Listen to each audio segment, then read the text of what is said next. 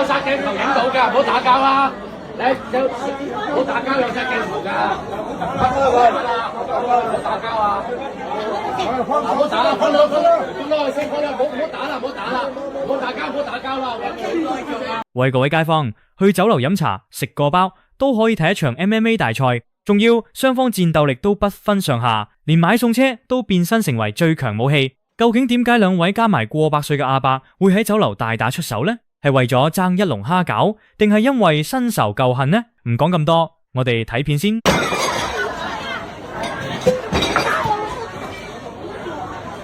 喂！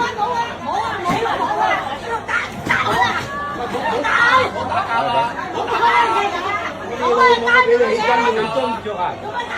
啊！唔好打交啦！唔好打交，唔好打交，唔好打交，有殺鏡頭㗎，有殺鏡頭影到㗎，唔好打交啊！你有唔好打交，有殺鏡頭㗎，唔好打交啊！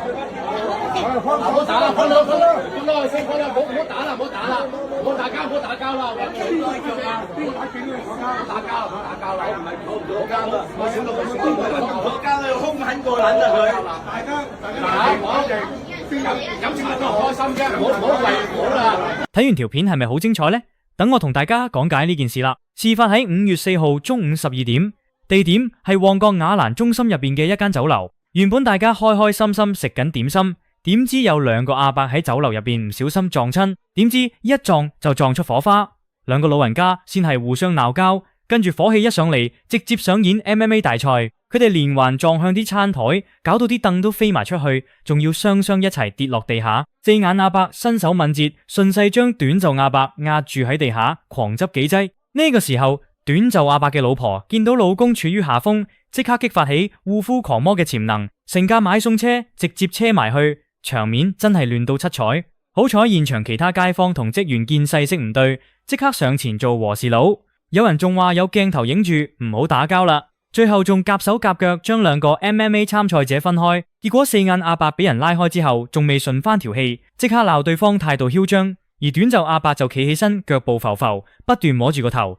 但好彩冇咩大礙。其實我睇見呢兩個加埋過百歲嘅 MMA 參賽者打交，真係覺得佢哋好勁嘅，因為佢哋體力分分鐘好過我哋呢啲後生仔。但係酒樓始終都係公眾地方，你哋為咗少少碰撞就大動干戈，始終都會嚇親其他食客，甚至撞親其他途人。再加上你哋老人家血氣方剛，萬一激動到爆血管或者跌親條腰，咁樣就手尾長，分分鐘由酒樓直入急症室。所以有咩事咪坐低飲杯茶慢慢講咯，真係冇必要每次都要分個高下嘅。好啦，觀眾睇完呢單酒樓 MMA 大賽，你又覺得邊個好抽啲呢？